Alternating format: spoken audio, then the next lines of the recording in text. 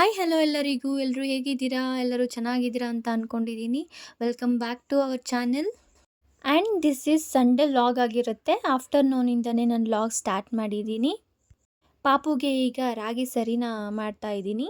And ರಾಗಿ ಸರಿ ಪೌಡರ್ನ ಹೇಗೆ ಮಾಡ್ಕೊಳ್ಳೋದು ಅಂತ ಅಂದರೆ, ಅದು ಬಾದಾಮಿ ಹಾಕಿ, ರಾಗಿ ಹಾಕಿ, ತುಂಬ ಡ್ರೈ ಫ್ರೂಟ್ಸ್ ಎಲ್ಲ ಹಾಕಿ ಎಲ್ಲ ಮಾಡ್ತಾರೆ. ಬಟ್ ಇದು ಸ್ಟಾರ್ಟಿಂಗ್ ಸ್ಟೇಜ್ ಆಗಿರೋದ್ರಿಂದ ನಾನು ಬರೀ ರಾಗಿನ ತೊಳೆದು ನೀಟಾಗಿ ಒಣಗಿಸಿ ರೋಸ್ಟ್ ಮಾಡಿ ಅದನ್ನು ಗ್ರೈಂಡ್ ಮಾಡಿ ಫೈನ್ ಪೌಡರ್ ಮಾಡಿ ಎತ್ತಿಟ್ಕೊಂಡು ಯಾವಾಗ ಬೇಕೋ ಆವಾಗ ನೀಟಾಗಿ ಸರಿ ಮಾಡ್ಕೊಬೋದು. ಆ್ಯಂಡ್ ನೀವು ಕನ್ಸಿಸ್ಟೆನ್ಸಿ ನೋಡ್ಬೋದು ನಾನು ಮಾಡಿರೋದು ಹೇಗೆ ಅಂತ. ಸ್ಪೂನಲ್ಲಿ ನಾವು ಎತ್ಕೊಂಡ್ರೆ ಅದು ನೀಟಾಗಿ ಕೆಳಗಡೆ ಬರಬೇಕು, ಅಷ್ಟೊಂದು ಫೈನ್ ಪೇಸ್ಟ್ ಥರ ನಾವು ರಾಗಿ ಸರಿ ಮಾಡ್ಕೊಳ್ಬೇಕಾಗತ್ತೆ. ಸೊ ಇದಾಗಿತ್ತು ರಾಗಿ ಸರಿ ಮಾಡೋ ಅಂಥ ಮೆಥಡ್ ನಾನು ಫಾಲೋ ಮಾಡೋದು. ಆ್ಯಂಡ್ ಈಗ ಆಫ್ಟರ್‌ನೂನ್ ನಾನು ಉಪ್ಪಿಟ್ಟು ಮಾಡ್ಕೊಂಬಿಡೋಣ ಅಂತ ಹೇಳಿಬಿಟ್ಟು ಎಲ್ಲ ಕಟ್ ಮಾಡ್ಕೊತಾ ಇದ್ದೀನಿ. ಯೂಶ್ವಲಿ ಆಫ್ಟರ್‌ನೂನು ಸಾಂಬಾರು, ಮುದ್ದೆ, ಅನ್ನ ಆ ಥರ ಮಾಡಿಬಿಡ್ತೀನಿ. ಬಟ್ ಉಪ್ಪಿಟ್ಟು ಮಾಡ್ಕೊಳೋದು ಯಾಕಂದರೆ ಈಗ ಕ್ವಿಕ್ಕಾಗಿ ಮಾಡಿಬಿಡೋಣ ಅಂತ ಹೇಳಿಬಿಟ್ಟು, ಬಿಕಾಸ್ ನನಗೆ ಕಿಚನ್ ಸ್ವಲ್ಪ ಕ್ಲೀನಿಂಗ್ ಮಾಡೋದಿತ್ತು ಇವತ್ತು. ಹಾಗಾಗಿ ನಾನು ಉಪ್ಪಿಟ್ಟು ಮಾಡ್ಕೊಳ್ಳೋಣ ಅಂತ ಹೇಳಿಬಿಟ್ಟು ಎಲ್ಲ ಕಟ್ ಮಾಡ್ಕೊತಿದ್ದೀನಿ. ಆ್ಯಂಡ್ ಉಪ್ಪಿಟ್ಟು ವಿಚಾರಕ್ಕೆ ಬಂದರೆ, ಒಬ್ಬೊಬ್ಬರು ಒಂದೊಂದು ವೆರೈಟಿಯಾಗಿ ಮಾಡ್ತಾರೆ. ಕೆಲವರು ಪ್ಲೈನಾಗಿ ಮಾಡ್ತಾರೆ, ಕೆಲವರು ತರಕಾರಿನೂ ಹಾಕಿ ಮಾಡ್ತಾರೆ.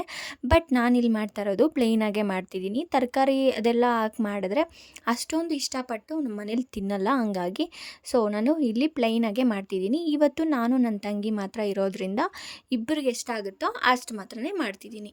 ಆ್ಯಂಡ್ ವಿಡಿಯೋ ಮಾಡೋದ್ರ ಬಗ್ಗೆ ಅಂದರೆ ವ್ಲಾಗ್ಸ್ ಮಾಡೋದ್ರ ಬಗ್ಗೆ ಮಾತಾಡೋದಾದರೆ ಎಷ್ಟೊಂದು ಕಷ್ಟ ಇದೆ ಅಂತ ಅನಿಸುತ್ತೆ ಇತ್ತೀಚಿಗಂತೂ. ನಾನು ಮೊದಲು ವ್ಲಾಗ್ ಅವ್ರನ್ನ ಕಂಟೆಂಟ್ ಕ್ರಿಯೇಷನ್ ಮಾಡೋರನ್ನ ತುಂಬ ಜನ ನೋಡಿಬಿಟ್ಟು ಏನು ಬಿಡು ಇದು ಅವ್ರು ಮಾಡೋ ಕೆಲಸನೇ ಅವರು ವಿಡಿಯೋ ಮಾಡಿ ಹಾಕ್ತಾರೆ ಅಷ್ಟೇ ಅಲ್ವಾ ಅಂತ ಅನಿಸುತ್ತೆ. ಬಟ್ ಲಿಟ್ರಲಿ ಸಿಕ್ಕಾಪಟ್ಟೆ ಕಷ್ಟ ಇದೆ. ಅದರಲ್ಲೂ ಮಗುನ ಹ್ಯಾಂಡಲ್ ಮಾಡಿಕೊಂಡು ಮಾಡೋದಿದೆ ಅಲ್ಲ, ಸಿಕ್ಕಾಪಟ್ಟೆ. ಯಾರು ಮಗುನ ಹ್ಯಾಂಡಲ್ ಮಾಡಿಕೊಂಡು ಕಂಟೆಂಟ್ ಕ್ರಿಯೇಟ್ ಮಾಡಿಕೊಂಡು ಸಕ್ಸಸ್ ಆಗಿದ್ದಾರೆ ನಿಜವಾಗ್ಲೂ ಅವ್ರಿಗೆಲ್ಲ ಹ್ಯಾಟ್ಸ್ ಆಫ್ ಹೇಳಬೇಕು.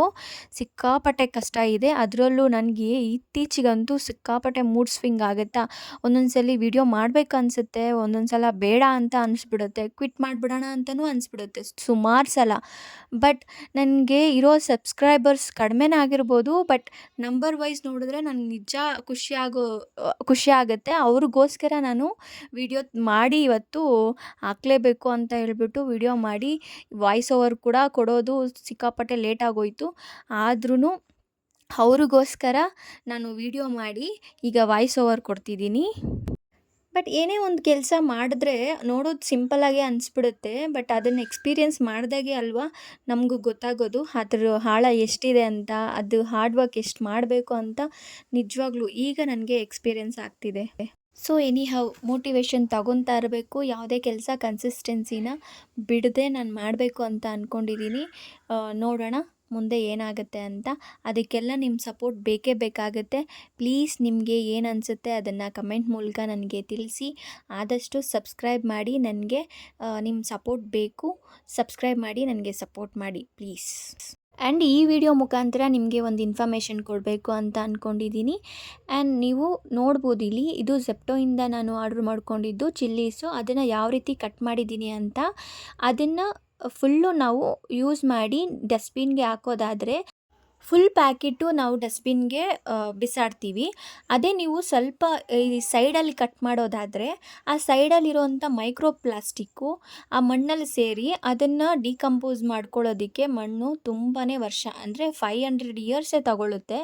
ಸೊ ನಮ್ಮ ಒಂದು ಮಣ್ಣನ್ನು ನಾವು ಕಾಪಾಡ್ಕೋಬೇಕು, ಅದರಲ್ಲಿರೋವಂಥ ಮಿನರಲ್ಸ್ನ ನಾವು ಕಾಪಾಡ್ಕೊಬೇಕು ಅಂತ ಅಂದರೆ ಈ ಒಂದು ಪ್ಯಾಕೆಟ್ ಫುಲ್ಲು ನಾವು ಡಸ್ಟ್ಬಿನ್ಗೆ ಬಿಸಾಡಬೇಕಾಗತ್ತೆ. ಅದನ್ನು ಬೇಕಾದರೆ ರೀಸೈಕಲ್ ಕೂಡ ನಾವು ಅದನ್ನು ಯೂಸ್ ಮಾಡ್ಕೊತಾರೆ. ಸೊ ಹಾಗಾಗಿ ಒಂದು ಸಣ್ಣ ಪ್ರಯತ್ನ ಅಷ್ಟೇ, ಇದು ನಮ್ಮ ಫ್ಯೂಚರ್ ಜನ್ರೇಷನ್ಗೆ ನಾವು ಕೊಡುವಂಥ ಒಂದು ಡೆಡಿಕೇಶನ್ ಆಗಿರ್ಬೋದು.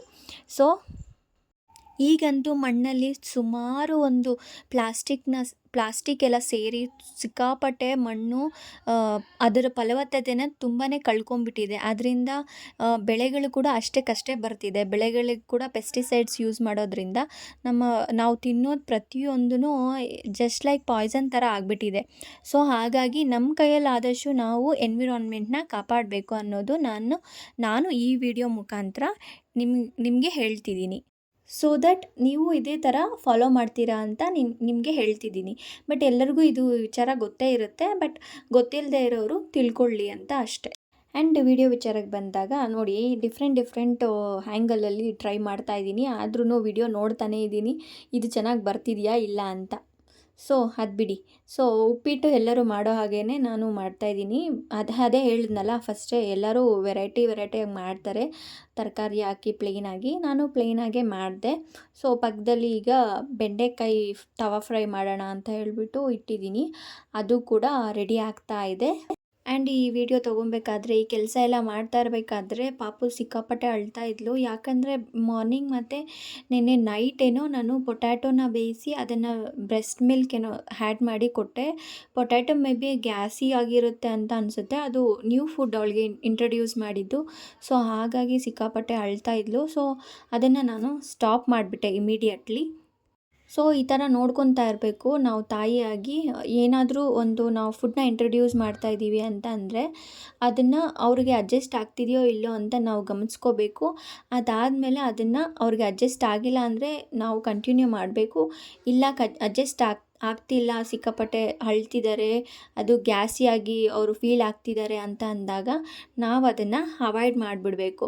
ನಾನಿಲ್ಲಿ ಅವ್ರು ತಿಂದಿಲ್ಲ ಅಂತಂದರೆ 1 ಟೈಮ್ ಕೊಟ್ಬಿಟ್ಟು ಸ್ಟಾಪ್ ಮಾಡಲ್ಲ, 1-2 ಟೈಮ್ಸ್ ಆದರೂ ಕೊಡ್ತೀನಿ. ಅವಳು ಆರಾಮಾಗಿ ತಿಂದಳು, ಬಟ್ ಅದು ಅವಳ ಬಾಡಿಗೆ ಅದು ಅಡ್ಜಸ್ಟ್ ಆಗಿಲ್ಲ. ಸೊ ದಟ್ ನಾನು ಅದನ್ನು ಅಲ್ಲಿಗೆ ನಿಲ್ಲಿಸ್ಬಿಟ್ಟೆ. ಆ್ಯಂಡ್ ನಾನಿಲ್ಲಿ ಕಾರ್ನರ್ ತುಂಬ ಮೆಸ್ಸಿಯಾಗಿ ಕಾಣಿಸ್ತಿತ್ತು, ಅಂದರೆ ಕಿಚನ್ ಕಾರ್ನರ್ ಸಿಕ್ಕಾಪಟ್ಟೆ ಮೆಸ್ಸಿಯಾಗಿ ಕಾಣಿಸ್ತಿತ್ತು. ಸೊ ಹಾಗಾಗಿ ಅದನ್ನ ಕ್ಲೀನ್ ಮಾಡ್ಕೊಳ್ಳೋಣ ಅಂತ ಹೇಳಿಬಿಟ್ಟು ಈಗ ಎಲ್ಲ ಕ್ಲೀನ್ ಮಾಡ್ಕೊತಿದ್ದೀನಿ. ಇನ್ನೇನು ಹಬ್ಬ ಹತ್ರ ಬಂತಲ್ವಾ, ಹೆಂಗಿದ್ರು ಕ್ಲೀನ್ ಮಾಡಬೇಕಲ್ವಾ. ಸೊ ಹಾಗಾಗಿ ಕ್ಲೀನ್ ಮಾಡ್ಕೊತಿದ್ದೀನಿ. ಹಬ್ಬ ಅಂತಲೇ ಅಲ್ಲ, ಆಗಾಗ ನಾನು ಕ್ಲೀನ್ ಮಾಡ್ಕೊತಾನೆ ಇರ್ತೀನಿ. ಹಬ್ಬಕ್ಕಂತಲೇ ಸ್ಪೆಷಲ್ಲಾಗಿ ನಾನು ಕ್ಲೀನ್ ಮಾಡೋದೇನೂ ಇಲ್ಲ. ಸೊ ಇಲ್ಲಿ ನೋಡ್ಬೋದು ಕಾರ್ನರ್ ಎಷ್ಟು ಮೆಸ್ಸಿ ಆಗಿದೆ. ಅಂದರೆ ಇದು ರೆಂಟ್ ಹೌಸ್ ಆಗಿರೋದ್ರಿಂದ ನಮ್ಮ ಹಿಂದೆ ಇದ್ರಲ್ಲ ಅವರು ಸಿಕ್ಕಾಪಟ್ಟೆ ಮೆಸ್ಸಿ ಮಾಡಿಬಿಟ್ಟು ಅದರಲ್ಲಿ ಆಯಿಲೆಲ್ಲ ಚೆಲ್ಬಿಟ್ಟು ಅದ್ರ ಮೇಲೇ ಪೇಂಟ್ ಮಾಡಿಬಿಟ್ಟಿದ್ದಾರಾ.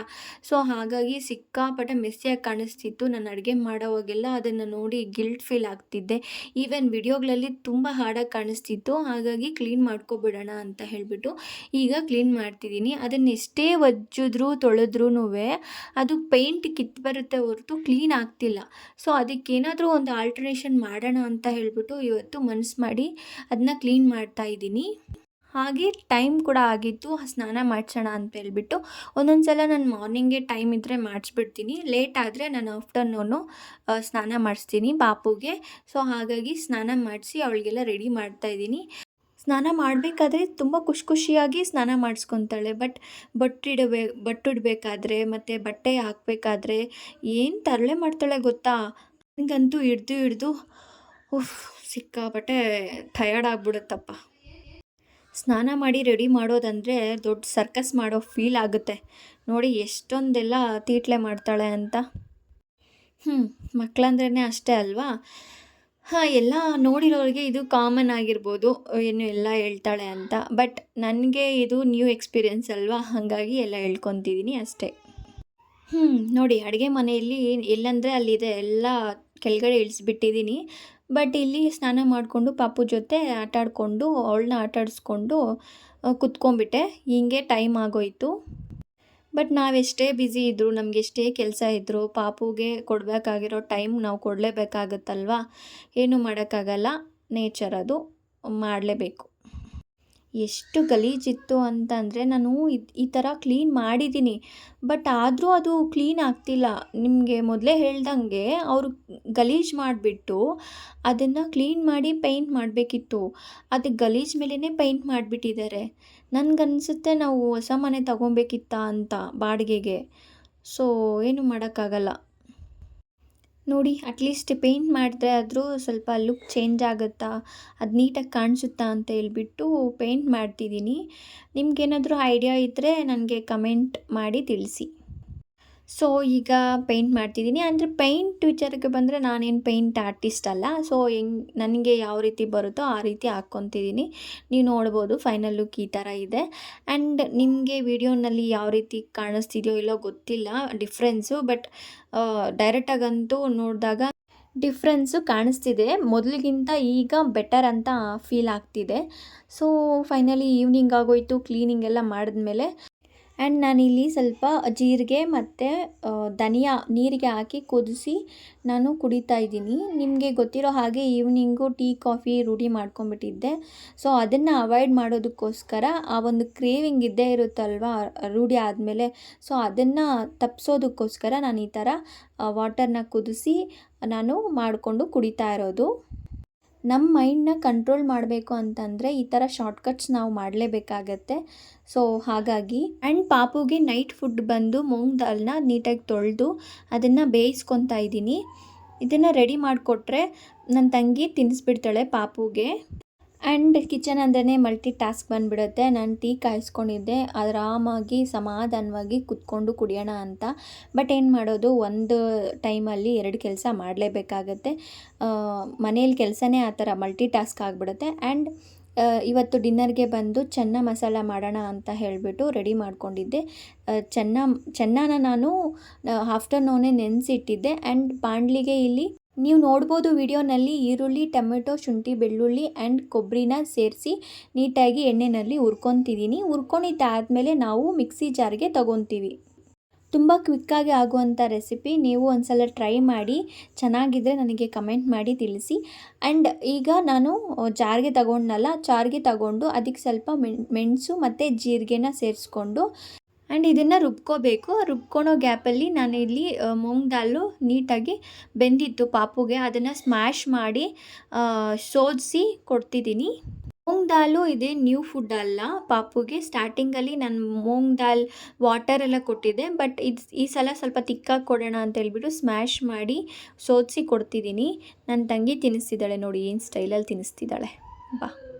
ಸೊ ಈ ಕಡೆ ಕುಕ್ಕರ್ಗೆ ಎಣ್ಣೆ ಹಾಕಿ ಮತ್ತು ಸ್ವಲ್ಪ ಆನಿಯನ್ ಹಾಕಿ ನಾವು ರುಬ್ಬಿಟ್ಕೊಂಡಿದ್ವಲ್ಲ ಅದನ್ನು ಪೇಸ್ಟ್ನ ಸೇರಿಸಿ ಆ್ಯಂಡ್ ನಾವು ನೆನೆಸಿರೋ ಅಂಥ ಚೆನ್ನಾನ ಸೇರಿಸಿ ನಿಮಗೆ ಯಾವ ಕನ್ಸಿಸ್ಟೆನ್ಸಿ ಬೇಕೋ ಅಷ್ಟು ವಾಟರ್ನ ಸೇರಿಸ್ಕೊಬೇಕು.